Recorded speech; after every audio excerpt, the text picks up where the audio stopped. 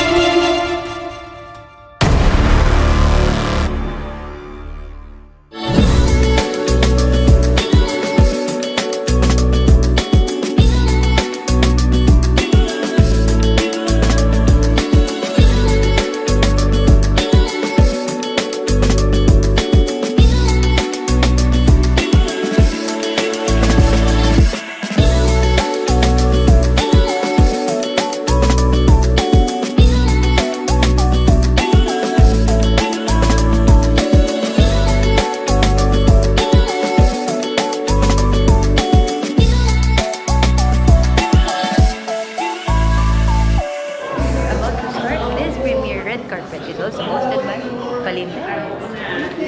I'm also host. Ganun yung intro eh. Ay, Ate Colleen, Ate Faith. congrats. Ate Faith. Ate Faith. Ate Faith? Have faith. Nandito lang si Jesus. Ate, that's impossible with Sorry. Galang.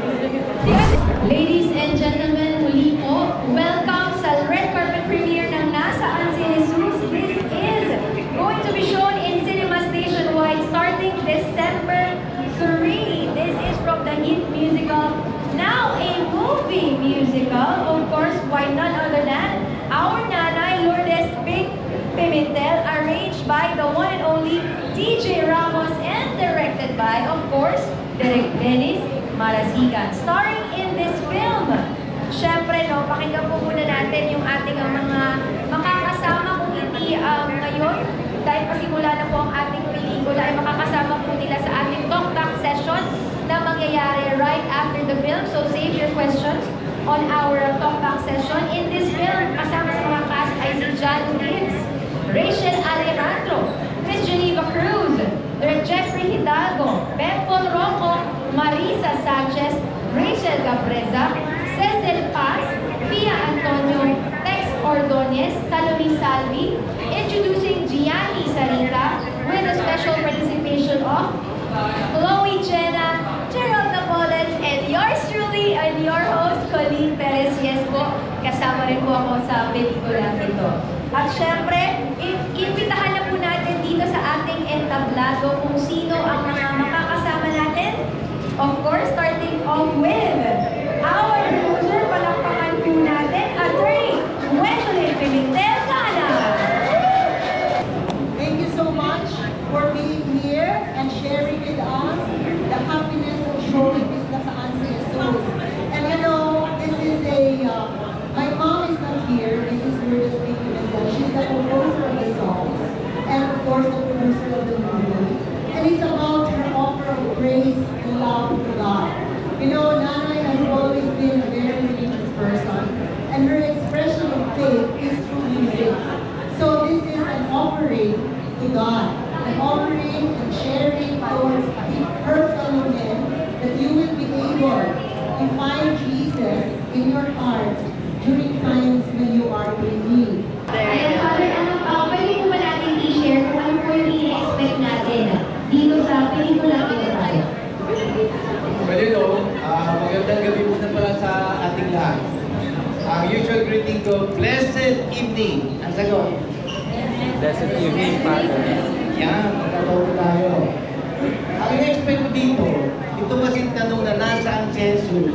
Kung ano na yun eh. Bakit? Napupusan nyo Hindi ba mahalaga yung 7 last words? Ano ang paborito ninyo sa 7 last words? Kung alam ninyo, Ama, bakit mo ako pinabayaan? Napakaraming tao ngayon yun ang tanong. Magandang gabi po sa inyong lahat. Maraming salamat po sa pagpunta dito sa SM The Block para panoorin ang Nasaan si Jesus. Ano pong mensahe yun? Ano pong pwede nilang abangan dito sa pelikula ito? Nung ginagawa pa lang po namin yung pelikula, sinabi na namin na itong pelikulang ito ay napapanahon. Sabi nga namin, it's a film musical for our times. Sabi nga ni Father, tinatanong natin nasaan si Jesus.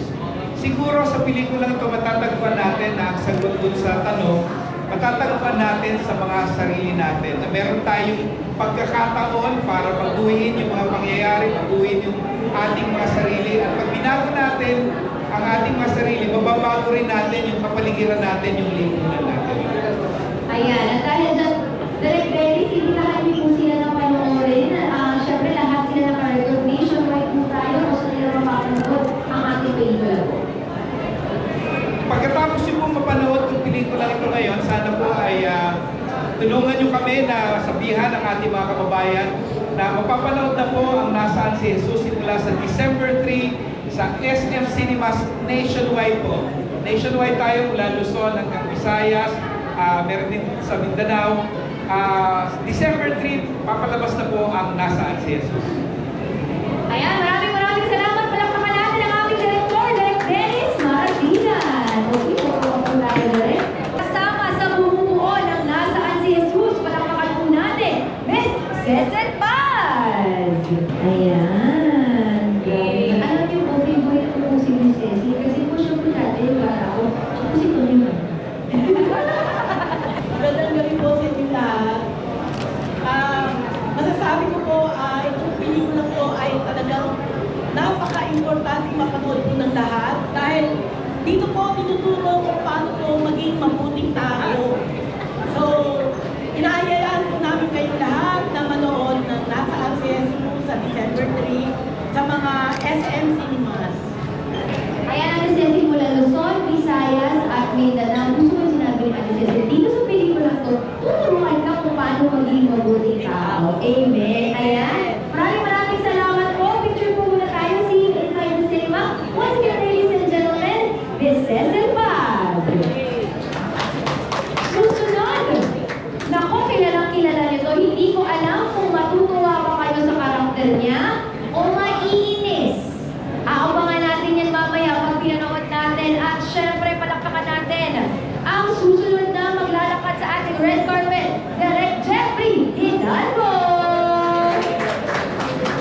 Ayan, Direct, sabihin niyo naman sa kanila kung ano po ang pwede nilang i-expect sa karakter ninyo. Ayan, mamumigay na nila yung karakter mo dito sa Nasaan si Jesus. Spoil ko na ba? Hindi, masasabi ko lang yung character ko sa Nasaan si Jesus. Madaming mga lalaki na makaka-relate. Sa importante dito, yung aral na makupulot yun kung sa pagkakamali na ginawa ng character ko na si Roger dito sa Nasaan si Jesus. Nasaan si Jesus, showing na po December 3, exclusively in SM Cinemas sa buong Pilipinas, Luzon, Visayas, Mindanao, sabi nga ni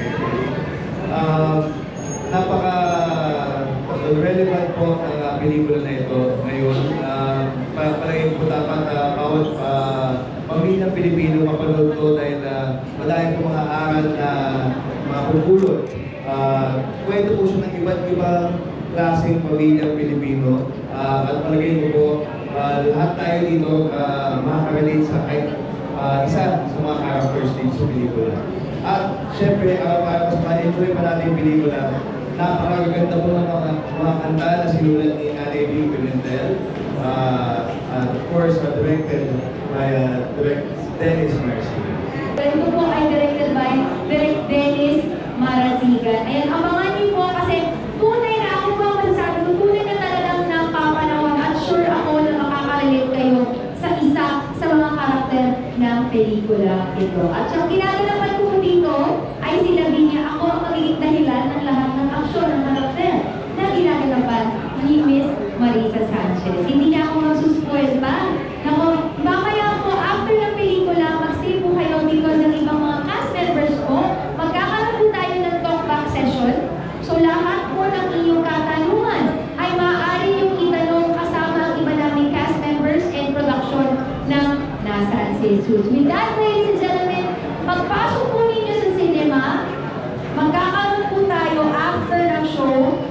raffle. So meron po tayong mga door prize. Abangan niyo po yan. Pero with that, iniimbitahan ko na po kayo na maaari na po tayong pumasok at manood ng aming pelikula, a film musical directed by Dennis Balasigan, Nasaan si Jesus.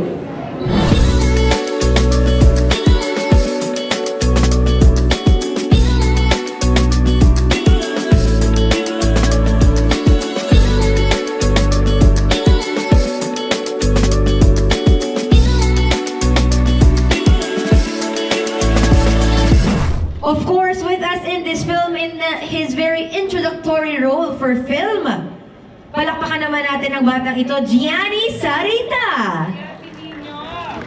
Siya po yung nasa poster. Now, syempre, gusto rin po natin pasalamatan ng mga aktor na sumuporta sa aming pelikula. Syempre, nandito si Pee-wee O'Hara, Mads Nicolas, Rolando Inocencio, Apollo Abraham, Ever O'Hara, Carlon Motobato, at syempre yung ating pong ensemble Tanghalan Pilipino resident artist. Sir O'Neil Torres is also here. Ayan, salmahan natin sila. Sir Carlon, please also join us for the talkback session. Maraming salamat po sa pag-nood ng aming pelikula. Pero Direk, ikaw po ang magmensahe sa ating mga audience. Una-una po, maraming salamat sa pagpunta ngayong gabi. Hinihiling po namin ang tulong nyo para may pakalat sa ating mga kababayan na palalabas na ang pelikulang ito simula sa December 3 sa SM Cinemas nationwide. Nung nalaman ko ito kay Tita Malu, I'm so happy kasi sabi ko, it's a challenge for me kasi bukod sa pagiging singer, na kumbaga napukaw yung pagiging actor or actress ko. Kasi pangarap ko rin po na umarte. Kung dati nakatingin lang ako sa salamin, arte ganun, nagawa ako na. Pero kinakabahan po ako, sa totoo lang. Sobrang kinakabahan ako. But I am thankful, syempre, dahil napasama po ako sa moving ito. At syempre, blessing na din dahil it's about Lord, about kay God, na kumbaga talagang blessing po ito sa akin. Kaya thank you po. Jeffrey, kamusta naman na makasama mo rito sa movie si Geneva? Hindi kami magka-eksena eh. kasama ko siya ngayon sa Jeff Rock. So, nag-promote bigla ng Jeff Rock's running until 27, 28, 29, our last 3 days. So, actually excited kami talaga na magkasama sa isang pelikula. Yun lang nga, hindi kami magka-eksena. Actually, special request nga yata niya ako. Ako yung maging asawa niya. Iba yung role ko dapat dito. But I really enjoyed it. And of course, working with another Rachel naman. Napakagaling, very natural. Gulat ako first time nung pala niyang Marte. Direk Dennis, i-release nyo po ba itong mga songs at yung tracks na nandito? Kasi magaganda po yung mga Balak namin. We'll just have to work out the details and the rights and all that. No? So, marami nang nagre-request. No? So, we hope to be able to do that. Siguro kahit partial muna in time for the screening of the movie. Pero for the release siguro, magkakaroon kayo ng proper recording for it or kukunin nyo na dun sa pelikula? Actually, yung recording naman is very good. No? Na-record naman siya talaga in a studio. So, mas madali na yun na mai-release as a recording. Yeah. Let me repeat that wonderful question. Ano yung pinakamataas na klase na Thank you, Cesar, for that pagpapatawad wonderful question. na nagawa mo? Ano ba to? Miss you. Ako, I can start. Mag-isip pa ako. Baka ma-inspire, Char. Okay, I think it's forgiving the people who hindi deserving na patawarin. I think that's the biggest kind of forgiveness, yung patawarin yung mga taong hindi deserve na patawarin. At patawarin yung dahil, ayaw ni Lord, nag-stutter yung mic. Oo, patawarin yung sarili mo dahil hinayaan mo saktan ka ng mga taong to. So I think that is the highest form of forgiveness that I was able to give. So that is only the moment that you can allow God to enter within you if you live in peace and love and no hate. Ayun. Next, Direk. Dagdag ko lang, And it's not, thank you for that question and that observation.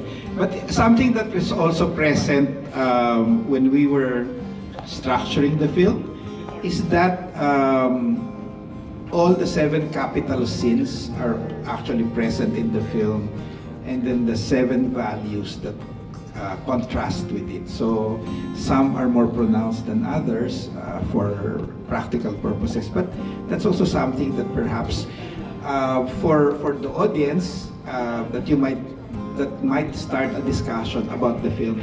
Sige, direct marami. Oo, sige na. Oo na, hindi na nga ako pupula. Kayo kasi ginawa niyo akong host. Dito tayo. Tanungin natin yung mga humuli dun sa chismosa. Okay, siguro yung forgiveness kasi parang bold word na siya, no? Napaka-importante niya. Sobrang malaking deal to para kay Lord na i-accept ng isang tao. Siguro everyday, yung may matapik ka lang or na-offend ka ng konti, kapag na-accept mo na nabigay mo yung forgiveness na yun, siguro highest yun. Highest na thing or kung ano man. Kapag nag-forgive ka na kahit sa simple, kahit hindi ka nasaktan ng bongga, pero magbigay ka lang ng forgiveness, malaking dagok na yun sa heart mo. Let's ask the revelation of this film, Salome. Ay! O, singer siya dito eh. Dito sa pelikulang to na-discover namin na singer pala si Salome. Songaries. For me kasi, parang yung interpretation ko of yung character ni Lucy, as in sobrang, she lost everything. Her character lost everything. She made some really awful decisions involving herself and her baby. And ako personally, I've been at rock bottom before, pero I'm fortunate enough to have not been in a situation as sticky and unsalvageable as Lucy. So I really tried to imagine like what it was like to lose everybody, to have nobody to turn to. Parang isa na lang yung mahal mo sa buhay yung baby mo, tapos mawawala pa yung access mo sa kanya. So I really tried to put myself in a really dark place. Tapos doon ko siya naihugot for the performance for the movie, and for the singing naman. Ayun, I really tried to interpret the song as best as I can. Let's give a round of applause for Salome. My gosh, the scenes of the chismosas and the guys behind the chismosas, they're my favorite. They are all so good. Rachel, I have to go back to you. You are such a natural. Yung pag-iyak mo, your acting, it looked like you are a honed actress. Anyway, all of you are outstanding. I would just like to know, because I'm also a producer, how was the producer, Bing Pimentel, as regards giving her own inputs? Sabi niya, teka muna, walang kanta si ganyan, teka, susulat ako ng bagong kanta. Sabi niya, ay, teka, ito, walang kanta si Jeffrey, susulat ako ng bagong kanta. Anong gusto mong kanta? May ganun. Tapos, at a certain point, when I have mapped out the entire film with the songs, sabi ko, itong mga kanta nito, wala akong paglagyan. Sabi, hindi, isama mo pa rin yan. Hanapan mo ng paraan. Nasaan si Jesus? Now showing! Muli po, maraming salamat. Inaanyayahan po namin kayo at paki-share sa buong barangay, sa buong simbahan. Nasaan si Jesus?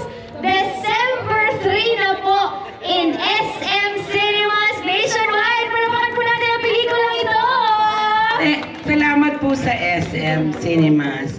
Thank you, Miss Maan. Maraming Thank you po. salamat At sa po. mga staff niya, Miss Ana, and yung dalawang na-meet ko, patawaran niyo ako, hindi niyo po nasabi yung mga pangalan niyo. Again, maraming salamat po sa SM. Okay, maraming salamat po. Once again, this is your host, Colleen Perez, and see you again in the cinema.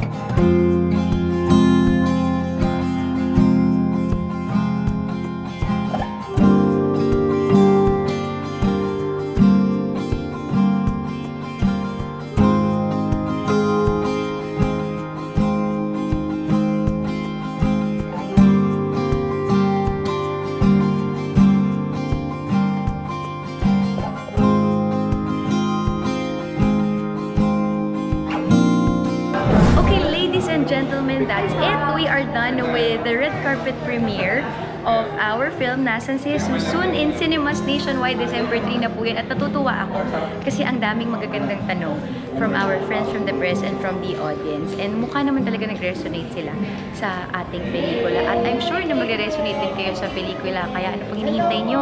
In all SM cinemas nationwide, Nasan si Jesus? Nood na kayo. Bye!